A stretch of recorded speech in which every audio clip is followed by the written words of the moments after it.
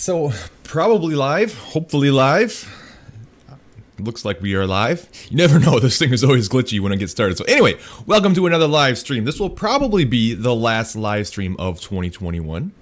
No promises, maybe we'll do another one, but most likely this will be it with the holidays coming up and everything, especially since I do them on Fridays and the holidays are coming up on Saturdays this year, so anyways, let's get into it. So I want to start this video by talking about whey protein, and then it won't take long. We'll just talk about it quickly, and then I'll get into the live Q&A portion. So if you have any questions, feel free to leave them while I get into things and talk about it here, and I will certainly get after it once we get done with the whey protein side of things. So the reason I want to talk about whey protein today is because, thank you, Teresa. So the reason I want to talk about it is because it seems like there's almost two camps to whey protein. There's one camp that says that it's not real food and you shouldn't take it, and it's not really good for you, and it should be avoided at all costs. And then there's the other group that basically says that whey protein is magic, and if you don't have a whey protein drink right after your workout within like seconds of dropping the last weight, then you're gonna lose all your gains, and the workout itself was completely worthless, and it's the best thing ever. And as always, the answer is somewhere in the middle, somewhere. And really, when it comes down to it, I really don't consider whey protein a supplement, personally. I really never have. I just kind of consider it food. Like, it's in a powdered form, and it helps supplement your diet, so I can see the argument. But I mean, it's protein. It's mostly protein, and to me, that's food. Like, people say, well, it's not real food. Well, what does real food even mean exactly? So the main benefit to whey protein is that it helps get protein up. And if you've watched any of my videos pretty much ever, you know how much I'm a big proponent of eating a higher protein diet and how much it helps, not only with losing weight or losing body fat, building muscle, helping with metabolism, and helping you feel full, and so many different benefits. So really, like, it helps get the protein up, and this is something that a lot of people struggle with. The problem with protein is there's just not a lot of variety. Like, there's not a lot of sources of protein, especially sources that are high protein but then also low both carbs and fat, more specifically fat. So you don't have a lot of options. They're not usually the most fun foods. I mean, some people love protein, but most people, it seems like, really don't, and it can be a bit of a struggle. So including more whey protein in your diet is a great way to get that number up if it's something that you struggle with. And I don't want you to be afraid of whey protein. And honestly, I don't feel like there's any certain amount of protein that is too much. If you want to take 1 scoop a day, 2 scoops a day, if you take 3 scoops a day, that's fine. Whatever helps you get your protein number in. If you prefer to eat more real food, then great. You don't have to have whey protein. You don't have to have any, as long as you're hitting your numbers. But what's way more important than either one of those things is getting your protein in one way or another. The one kind of drawback that some people have with whey protein is it's not quite as filling than a lot of sources like a chicken breast or tilapia or egg whites or whatever else, probably because you're just drinking it instead of eating it and chewing it and digesting it as much. Like, you still get fullness benefits because it still lowers ghrelin, the hunger hormone, because that's what protein does. So you still do get a benefit, but the immediate fullness isn't quite there like it is with other sources. But it can certainly still help. And so really, bottom line, like, you could make some small arguments that whey protein actually is the best form of protein out there because it has the highest leucine content of any form of protein there is. And leucine is the main amino acid responsible for muscle protein synthesis. So if you wanted to make any small arguments, whey protein is probably the best. Like, I'm not saying that you should do tons of whey protein, but don't be afraid of it is the thing that I'm saying. And whatever you need to do to get your protein in, if it means multiple servings of whey protein a day, then that's fine. Like, it's not rare for me to do 2 servings of whey protein a day, and it can be really helpful. But you don't have to have it either. It's not one of those things like, well, if you don't have whey protein, then you're not going to make progress. Like, that doesn't exist either, right? So hopefully that helps clear some things up. Let's get into the Q&A. So far, it looks like I only have one question, and I probably can't even answer it. And then I've got a couple that were asked ahead of time. So if you have any questions, please leave them now and I'll get to it. If it ends up being a short session, we'll make it a short session. And I get it. It's not a fitness time of year right now. It's always very slow this time of year, which is to be expected. But anyways, so I mean, this first question, I don't even know what these things are, so I can't answer it. I guess what I could do is do a quick Google search, but I probably won't be able to answer it anyways. But let's do it for funsies.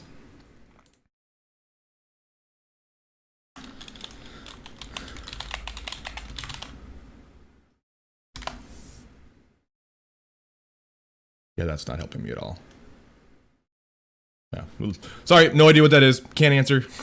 So I'm going to go ahead and take the questions that I have that are asked up front. And if anybody else is out there, please ask your questions. All right, let me get back to there. Make this smaller. One of the problems I'm having is sometimes comments don't show up even though I have them. And I know I have them. Let me get rid of myself.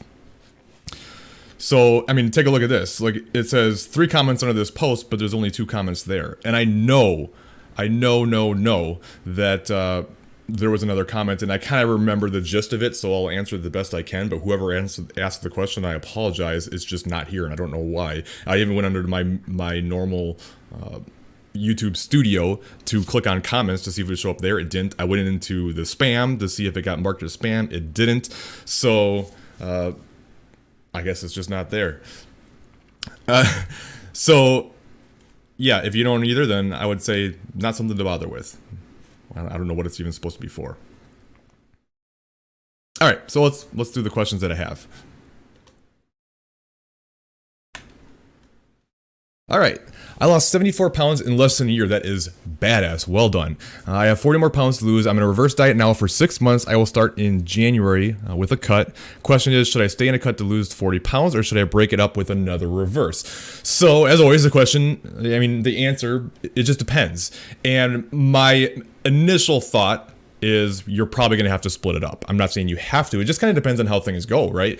And when you have a lot of weight to lose, especially when you've already lost a lot, your body's going to start guarding a bit more and a bit more. Even with breaks, like I'm glad that you've been in a 6-month reverse and you're taking it slowly and giving your body time to recover so that you can make that next leg. But it's entirely possible you're going to have to break that up and get what you can, reverse diet back out, and take a bit more. It may take multiple phases. It really just depends. I mean, I can't say for certain how things will go. Maybe you'll go back into a diet and your body will feel recovered and it'll let me get back to myself here, and your body will recover and feel much better and everything, and you'll be able to see great results. But I can't promise that, of course. So as always, it's just about monitoring and adjusting accordingly. So if you get back into things and things are going really well and the weight's falling off and you can get all the way down, then great. But if that's not happening, don't get caught in either. Don't feel like there's something wrong or that it wasn't worth the effort or anything like that. You know, still go ahead and get after it. And just take it in phases. Because no matter what, like even, okay, you say you have 40 pounds to lose. Even when you do lose that 40, whether that's this year or next year or the year after or 5 years down the road or whatever it is, right? You're not done. Like, you still have to continue to put in effort for the rest of your life, and there needs to be something to keep you going. So yeah, we don't want to like rush the process. I'm not saying you're trying to or even said that you were. Actually, it sounds very much like you're being patient, which is great, but there's just no such thing as being done. There is no end. So it's always important to kind of be okay with taking it in phases and just not rushing the process and taking what can go. And then you need to switch to have some other types of goals, like more performance-based goals and things like that. Actually, regarding this, I want to bring something up. Let me try to find it here. Client sent me this recently, and I thought it was really cool. It was a chart of their progress over time. We've done multiple cut and reverses at this point. Let me see if I can find it. One moment. I should have had this up ahead of time. Here it is. I may have shown this before. I know I've shown it in a video before, but... All right. So let me make this bigger. Oop. Okay, so the circled area here, this is the start of when she started with me. She'd kind of been on her own and kind of had gained some weight, and we started with the cut to kind of get back down. So she got up to around like what is that, 180, probably 185 or something like that. So started with a cut, got down to right around the mid 160s or so, somewhere in there, and then reversed back out. All right, then gained some weight back, got back up to about 175, was in a good spot again metabolically. Time to cut again.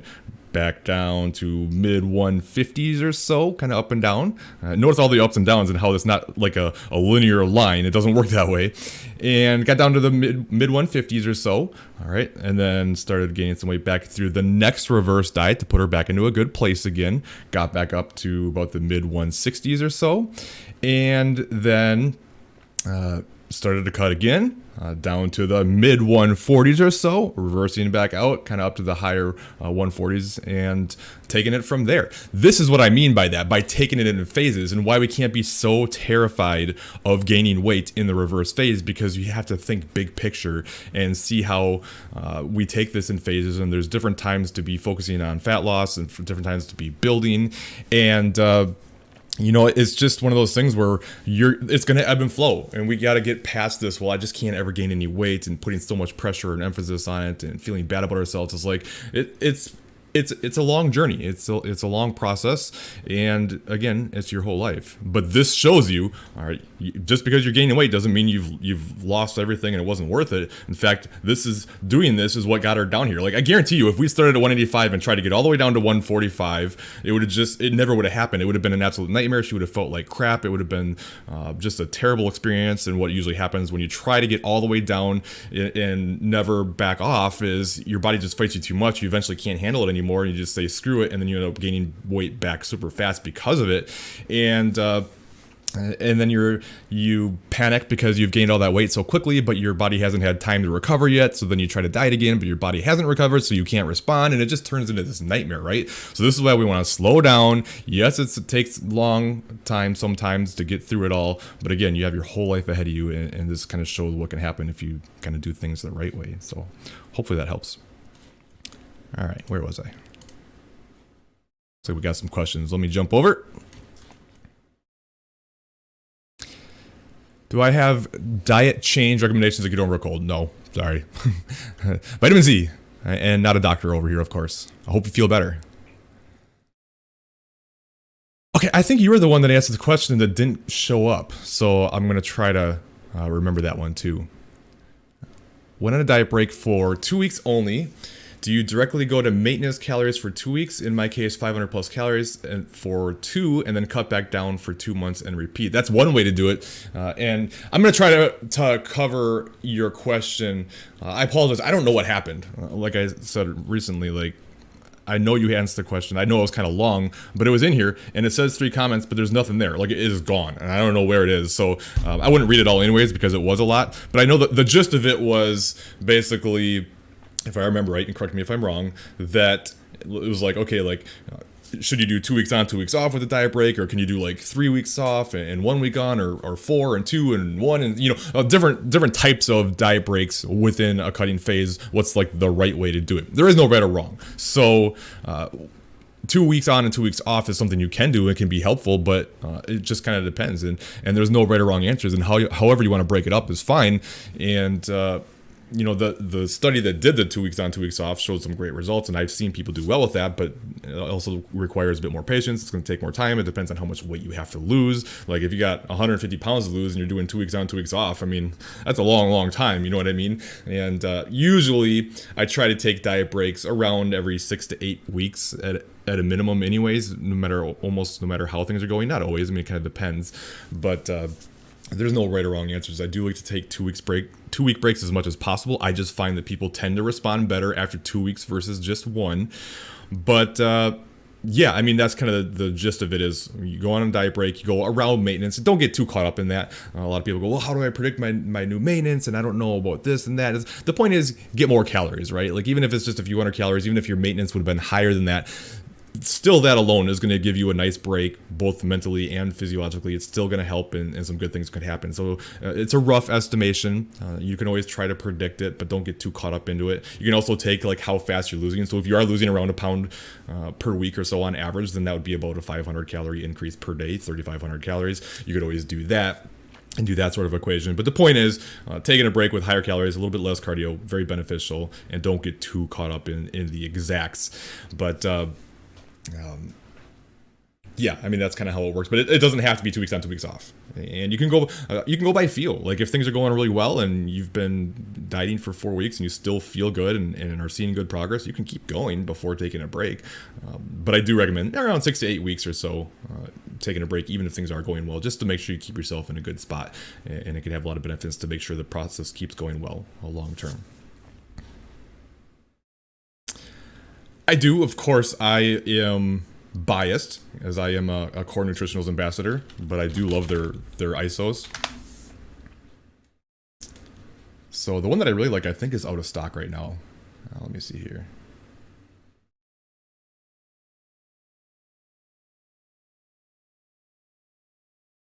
I really like the chocolate peanut butter. Let me see. There it is. Chocolate peanut butter cup. Oh, looks like it's back in stock. So I tried to get it on the Black Friday deal and I couldn't, unfortunately. So I tried the mint one, which is okay. Wasn't my favorite. And I got the chocolate decadence one too, which I haven't tried yet. But I love the peanut butter cup. This is really, really good. And as far as like ISO versus the regular Pro, so the regular protein is fine and it is cheaper.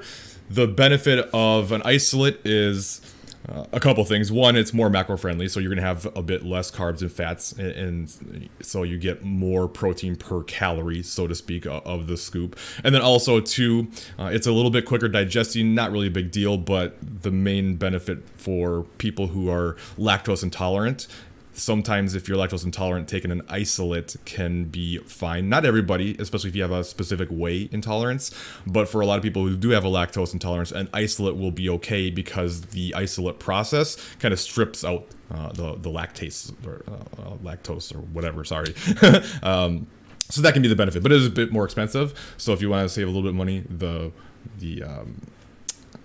regular protein is fine. The Pro, oops, sorry, I'm struggling here. Pro. So that's what I recommend. You can use discount code Colin, COLIN, to get a discount as well. Again, biased, but I really do like it a lot.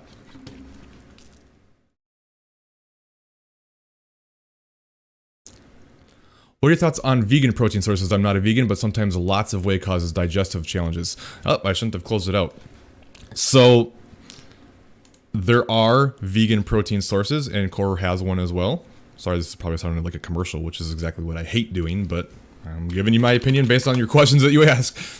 So they have protein. Let's see, all protein.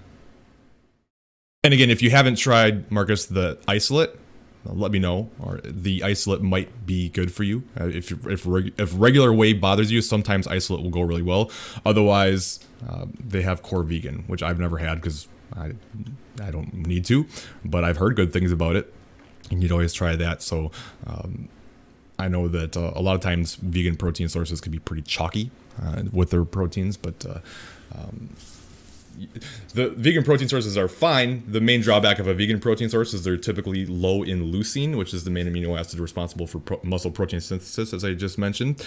But it's not like you can't build muscle with vegan sources. Of course you can. There's plenty of evidence and plenty of people who are vegan who've built plenty of muscle, obviously. But it kind of comes back to like there's a difference between can you do something versus is it optimal too. But yeah, that's an option as well.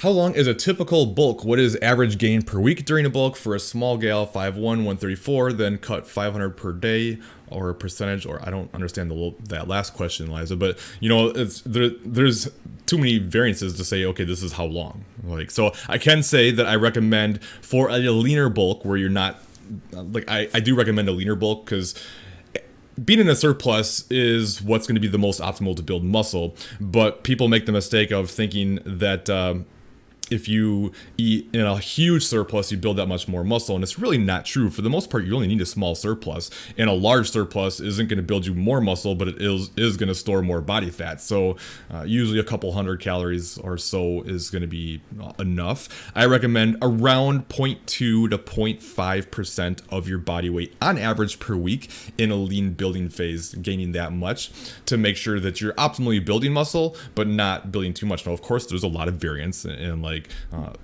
the newer you are to train, the faster you're going to be able to build muscle, the more easily you're going to be able to do it. So there's always variance in individuality. But for someone like you, let's do a little math. What did you say? 134.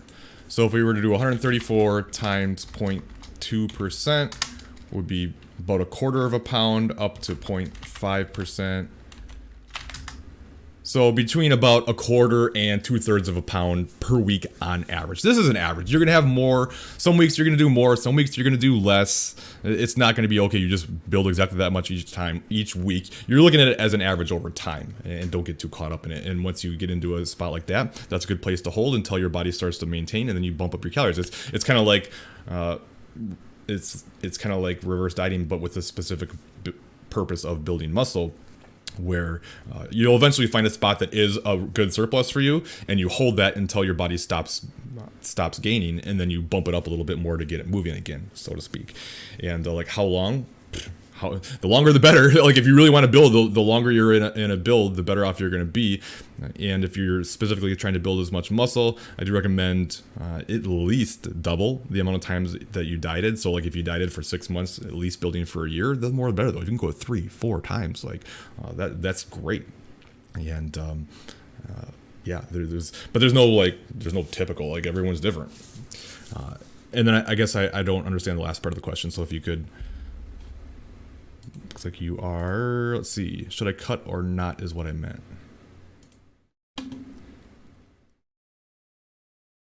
I'm sorry, I'm still not understanding. I mean, if you're bulking, then you're probably going to cut eventually. Yes, of course, because you build the muscle, and then you cut down the road to strip away the fat and display what's been built. I guess if that's what you're asking.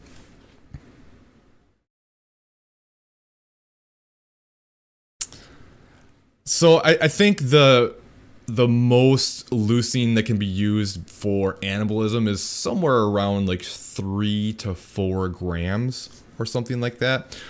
But don't get too caught up into it. If you're getting a good amount of protein and it's got a few grams of leucine, then you're good to go. Let's see if it says on here. It probably does.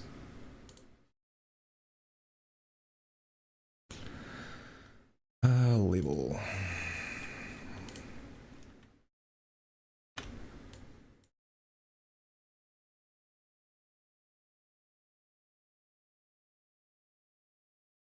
So 2.2 is what this one has. So I'd like to see it a little bit higher personally, but that's got me curious what the isolate has.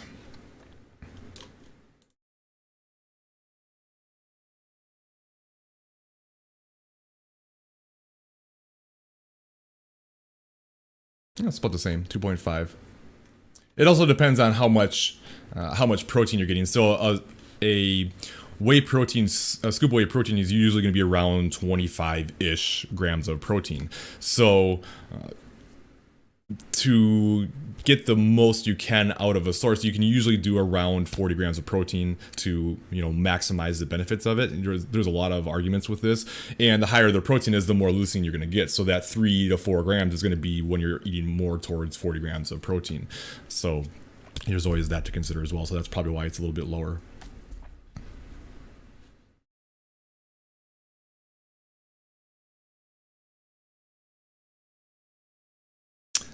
Keep going, keep going. It's like I've been saying, you got all the time in the world. You got your whole life ahead of you. Don't rush the process, and it's got to be a lifestyle. And yeah, just keep going and take it in phases. And yeah, you'll get there. Very welcome. Yeah, so it sounds like it's about the same. Very welcome. Got it. You can always take more too. Like I take like a scoop and a half of whey protein oftentimes to help get that protein number up. Like you don't have to just do one scoop. All right, let's do the other question I've got here.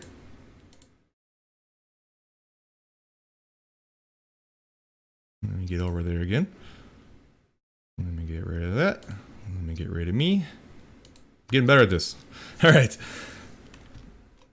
All right, is Splenda actually 0 calories? If it's not, should I be tracking it in my total caloric intake if I have around 6 to 8 Splenda packets per day? So I'm going to break this up into 2 parts. I'm going to break it up. Part 1, I'm going to answer your question about if there's actually calories or not. And then part 2, I'm going to answer if you should track it or not. And of course, it always depends. Let me see if I can get rid of this. 1 second. Okay. So does it actually have calories? Yes. yes, your artificial sweeteners do have calories. It's less than a normal carb. Can't say specifically exactly how many it is, but it's less, probably somewhere between 2 to 3 grams or so, or 2 to 3 calories per gram of your artificial sweeteners. And it's one of those things where there's rounding on nutrition labels. So if you have less than 5 calories per serving, you can claim it as 0. And then from there, it's like if there's between, I think, 5 and 50, you can round to the nearest 5. And then after that, you can round to the nearest 10. So it's rounding. So that's why they're claiming them as 0 calories. But there is technically a couple calories per gram of your artificial sweeteners. Same thing kind of applies. So when you see like net carbs on labels, whether it's from fiber intake or sugar alcohols and artificial sweeteners and stuff, technically those usually have calories. It kind of depends on the source itself, but your body, it takes a lot of those sources and it converts them to short chain fatty acids, and that's how you end up getting calories from it. So the argument is always, well, it just goes through the body undigested, so you don't see any calories, but it's not really true for everything. Some of it is. So anyways, hey Freaky D. So whether you should track it though or not is a different story. For the most part, I don't recommend worrying about it. It's kind of like trying to major in the minor, so to speak. Like, are those few calories going to make a difference? I mean, it's something. Obviously, your body's going to count it. However, it's very minor, and something that I find is very common in people who stress out a lot about, I'm not saying you're stressing, I'm just saying in general, who stress out a lot about, should I claim my Splenda and my BCAAs and my Diet Cokes and things like that, are oftentimes also the same people who then go on massive cheats during the weekend that are several thousand calories, and they don't count that. And you could make the argument that possibly the reason that happens is because they're so hyper focused and so restricted all the time that they feel like they need these cheats, I hate that word, to be able to live their life and enjoy it. Whereas I feel like for most people, there's a much better balance in between somewhere. And so if getting too hyper focused on those little tiny details is going to lead you to binging and having massive untracked meals that are completely blowing out your entire week's deficit, and you're not seeing progress, well then probably not a great idea. You know what I mean? That might not be you. So it really comes down to if it bothers you or not. If you don't care, if you like tracking accurately and diligently and it doesn't bother you mentally, then go ahead and track it. You claim it if you want. You claim it as like 3 calories if you don't want to claim them all. I mean, if you want to be safe, just claim it as a carb. So like each packet would be one gram of carb. So if you have 8 packets a day, claim it as 8 grams of carbs. If that doesn't bother you, by all means do it. But if it leads you to feel overly restricted and causes other issues mentally and having a hard time sticking to the plan, then it's not worth it. And for the most part, for probably well over 90% of people, I would not recommend even bothering with the little tiny things like that. I mean, I don't at all. It's so trivial in the grand scheme of things. And if you think about what really is going to make a difference in your results, it's not whether you claim your Splenda or not.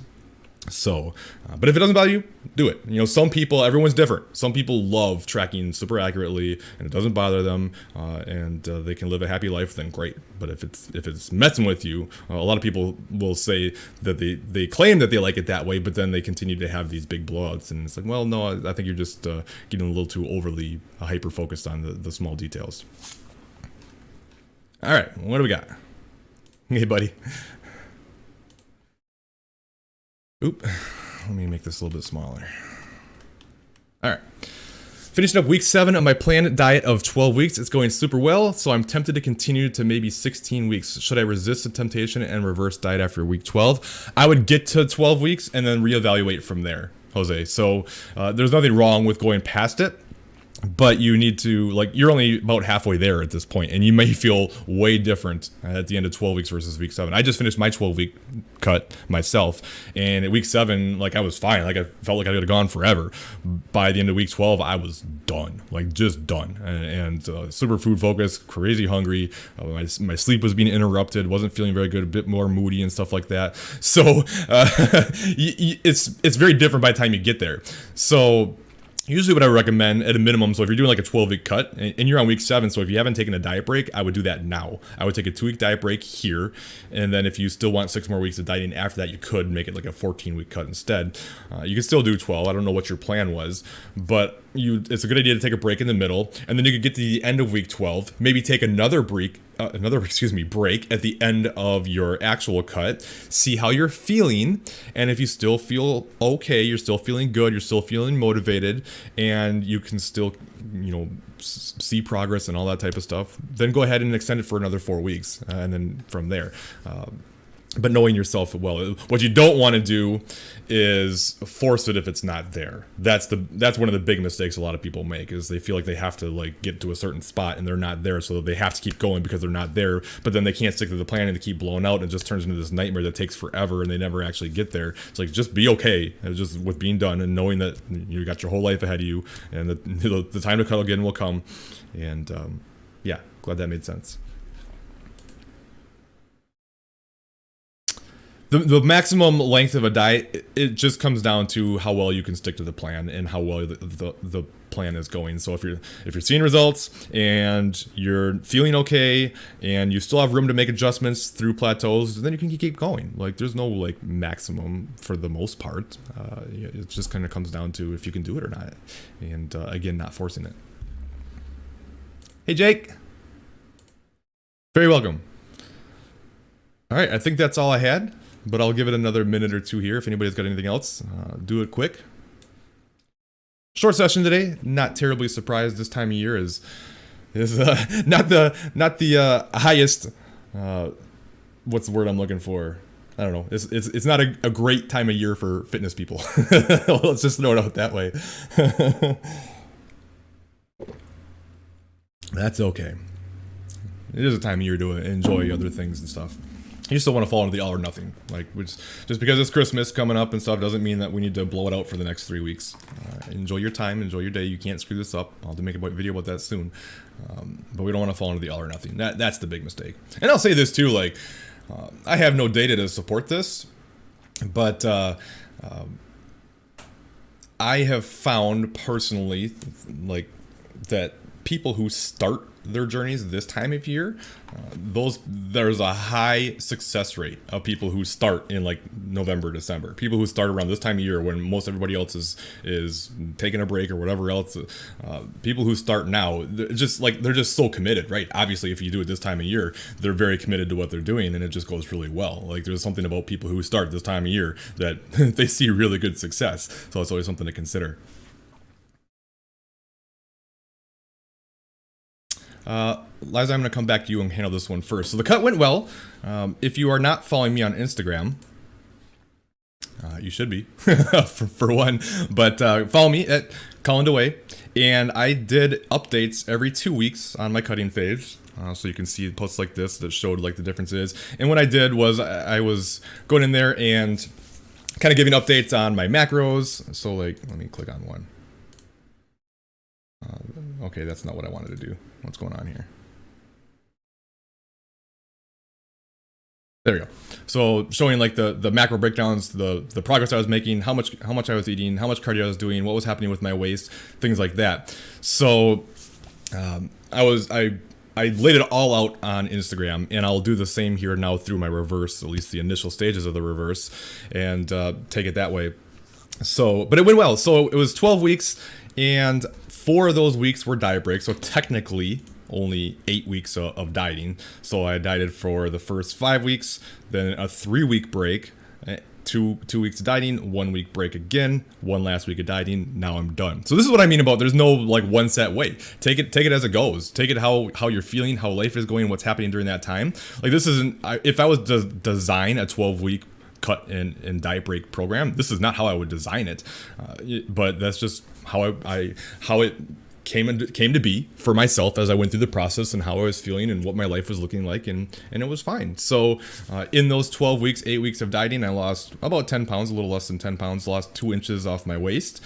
And yeah, I would say it went well. And this was like I said in this post, basically, that this is kind of like my maintenance plan. So everyone thinks that that maintenance is like you just get to this certain weight and then you just stay that weight for the rest of your life. And that's just generally not how it works. Like, unless you wanted to be like strictly tracking everything you eat down to the gram, like every single day for the rest of your life, you're probably gonna you're gonna gain a little bit of weight over time. But because you don't diet for a long time and you don't fall into like effort mode and throw on a bunch of weight unnecessarily really fast because of it, you can kind of stay in this certain range. So for me, it's about maybe a 10 to 15 pound range that I have.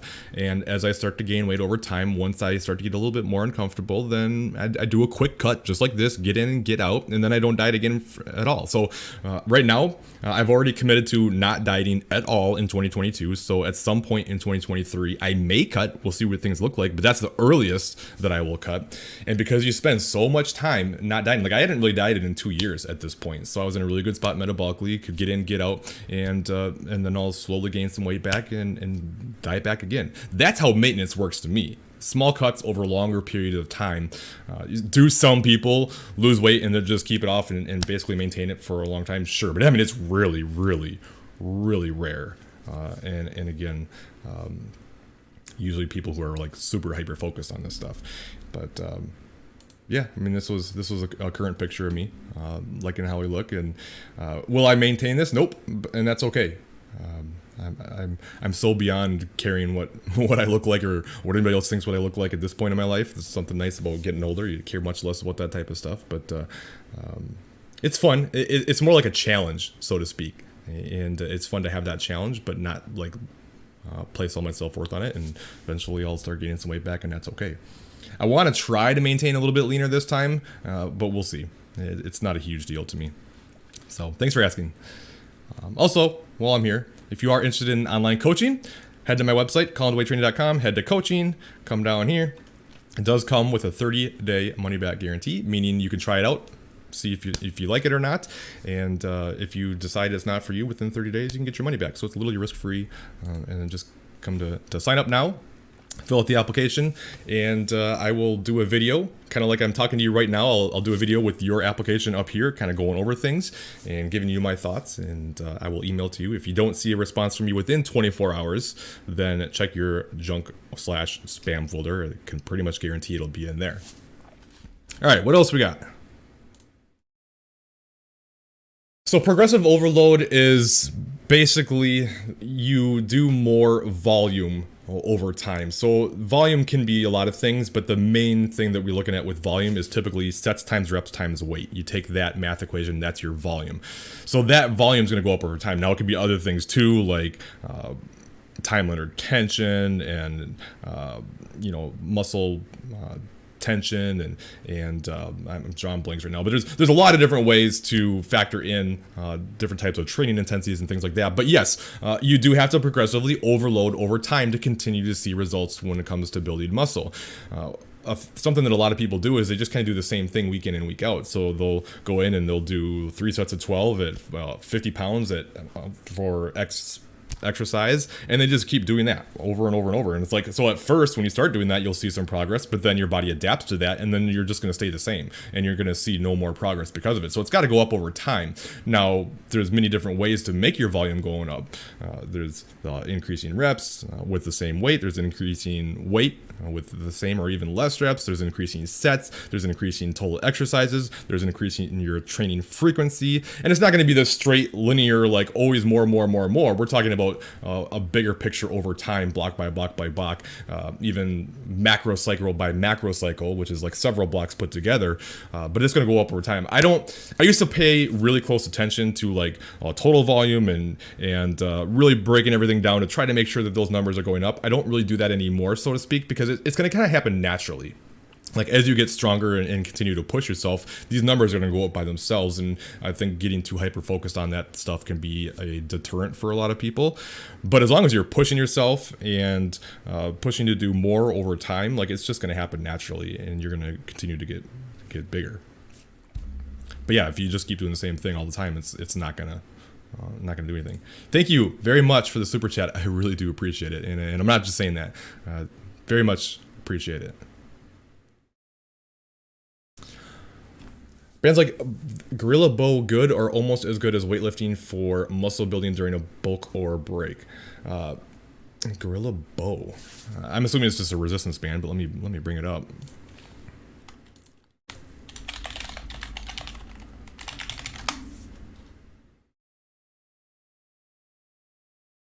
Okay, yeah, so I have something similar like this. So this is what I was using, not this exact one, but something similar when all the lockdowns hit and I was stuck at home, so I had something similar to that.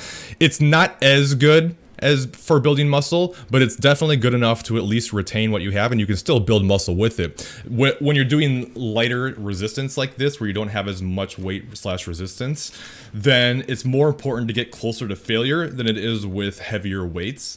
So if it's a higher rep, lower weight type of an exercise, getting closer to failure is going to be better for building muscle. If you're new to training, then yeah, absolutely, you can do this type of stuff and you'll build just fine. But at a certain point, it's going to kind of run its course, and it's going to be really hard to progress from there. But maintaining muscle is very easy. Like, maintaining muscle is so much easier than building muscle. I mean, you can show up and do just about anything and maintain your muscles. So this is why we can't freak out when things aren't optimal, because there's even been research that showed that people who did 1/9 of their total training volume for, I think it was over 6 months, still retained their muscle. 1/9. It's so easy to retain, which is all the more reason to not fall into the all or nothing mentality. Because if you just to keep what you have, you just got to show up and basically do anything, like anything at all, and you'll keep it. Building muscle is much harder. That requires a lot more effort. But no, I don't personally think they're as good. It's just hard to create the force and the resistance necessary to really get the good breakdown and everything, and to progressively overload either. But it's definitely better than nothing.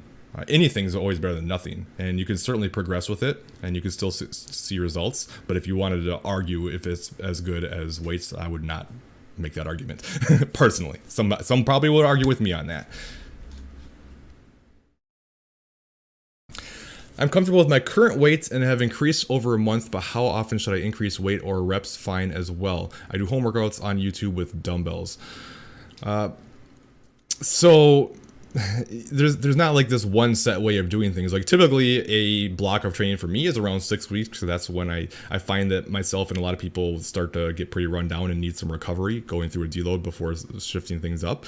So that's when, and so around maybe every 6 weeks, if you wanted some sort of answer, make a switch, and I usually vary high reps, low reps, moderate reps, things like that, and the intensity.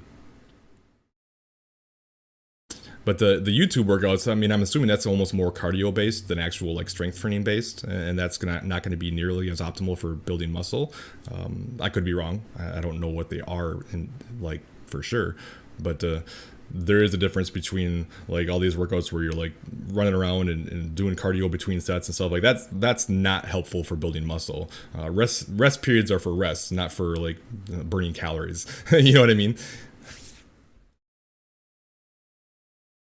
I don't have hunger pains anymore from all in diet. It's been 3 months. Can I start a cut? I'm tired of gaining weight. I can't answer that for you. I'm sorry, especially since you did the all in thing. Like, I don't know anything about your history. I don't know anything about your relationship with food, your body image, your where you're at metabolically. There's just no way for me to answer that question. There's just way too much context missing. And the other thing I guess I would say is, if you're really doing the all in thing, then 3 months is probably not enough, and all in means all in, not all in until I get uncomfortable. You know what I mean?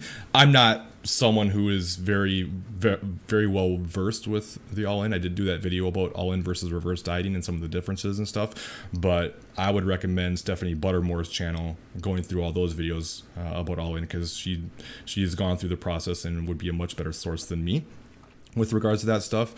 But keep in mind too, if you get your calories up really quickly like that and then cut back, it doesn't mean that your body's adapted to it, and you may not even respond, and it might do more harm than good. So be patient is my bottom line answer. Lifting belts, they are for being able to get a good brace on bigger movements. So like with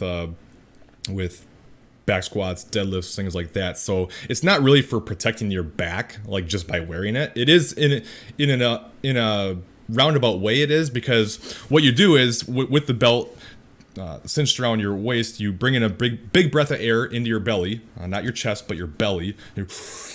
you then hold that breath, put the tongue on the roof of your mouth to close your glottis, and this creates this, and then you press out around the belt with your waist, and this creates this like stability in the core and spine, so this is why you see powerlifters do it, because it helps you lift more weight then, but it also does help protect your back because it's more stabilized, but only if you do it right. Just wearing it and just lifting normally is going to do absolutely nothing for you. Like when you see people just walking around with a belt on all the time, just doing everything, like that's pretty much doing nothing for them. So the point of the belt is to get a good brace with your lifts, and so it depends on what you're doing and why you want to use it, but more usually for like power lifters and stuff like that. So like, but I like anytime if I'm squatting or deadlifting, I will be wearing a belt personally. Some will make some arguments that that's not a good idea. You should build up your core naturally and things like that. And there's always arguments, but for me, that's when I do it. All right, anything else?